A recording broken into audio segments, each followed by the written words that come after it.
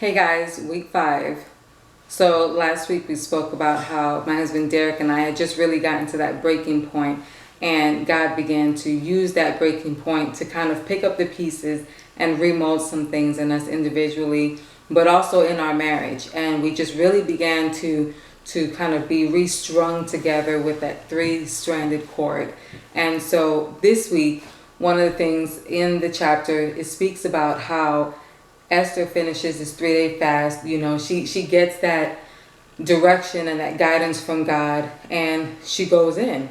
And so everything that she had asked for as far as throwing a feast and everything, the king granted it. Something that she had seen other people try to do before, coming into the king's presence without being announced, without getting the proper permissions, and how horrible that went. But when you take time to get into God's presence and you allow him to direct you, you allow him to speak to you, not to speak, through anyone else. I'm not saying that people coming with confirmation isn't a good thing, is a good thing. What I'm saying is that a lot of times when people come and they bring you a word from God, it should really be more of a confirmation. You should really have taken the time to get into the presence of the Lord and to hear what he has to say. And if anything, all they're doing is confirming what God has already spoken into your heart and put into your heart to do already.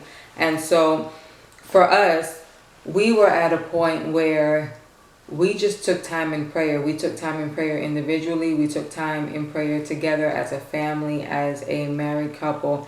And God really made a lot of stuff clear for us.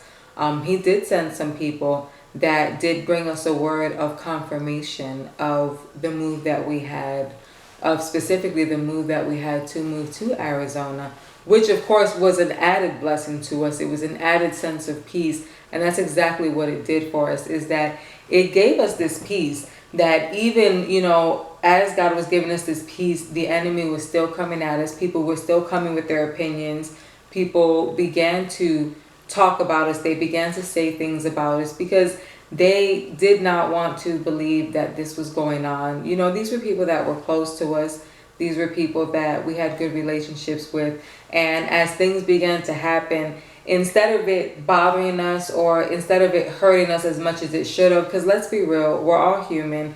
When people talk about you and people disagree with anything that you're doing, it's going to hurt your feelings. It's going to make you upset, especially when you know in your heart that it's something that God has asked of you, that it's something that God is wanting you to do.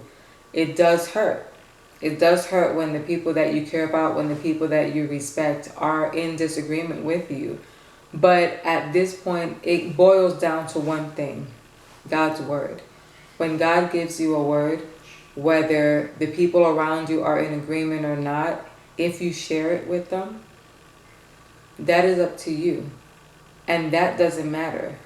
When it comes down to it, when you go before God at the end of it all, you can't say, well, you know what? I know you told me to do this, but I decided not to because, I told so-and-so and they weren't really in agreement with it. And they were like, no, that's not God. So I didn't do it. Because then he's going to look at you like, they weren't God. Why did you take their word over mine? I spoke to you directly. There's going to be times in your life where God is going to give you a word. Not everyone's going to agree with you. Not everyone's going to even believe that God gave you that word.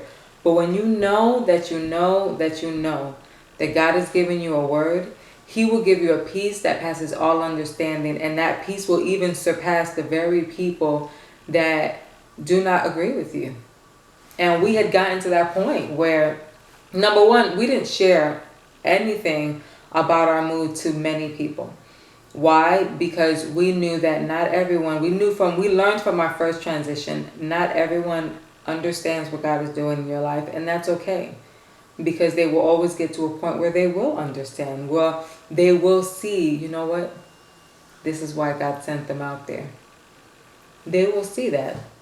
And it's okay. There are plenty of people that have moved forward in their lives and left us behind, and it hurt us. But at the end of it all, when we saw everything that God was doing in their lives, we knew it was for their good. And so during this time, as I was reading that specific chapter, the Lord was showing us, I'm giving you peace. I'm giving you this word, but I'm giving you peace to go right along with it. Don't worry about what they're saying. Don't worry about how they're acting towards you. All you need to focus on is my will for your life. If I'm telling you to do this, I'm going to prepare the way. If you lose everyone that you feel is important to you in this moment in time, be okay with that, because I have a plan. I have something better for you in store. So I pray that this week, regardless of what God is doing in your life, I pray that you will focus on that and only that, that you will get into the secret place with God, and that you will really take time to listen to what He's saying and to drown out everything else. So until next time, be blessed.